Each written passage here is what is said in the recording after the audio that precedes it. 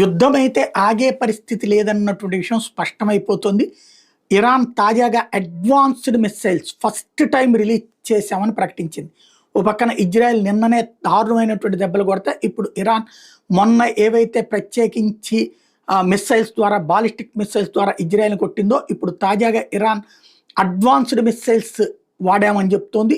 దీంట్లో ఏవైతే Zionist entity అంటూ ఇజ్రాయెల్ని దెబ్బ కొట్టడానికి మేము ఎన్నో తయారు చేసి ఉంచాం, వాటినన్నిటిని వాడుతున్నామని ప్రకటించింది. అందులో భాగంగా తాజాగా వాళ్ళు వదిలిపెట్టినటువంటి మిస్సైల్స్కి సంబంధించినటువంటి విజువల్స్ రిలీజ్ చేసింది.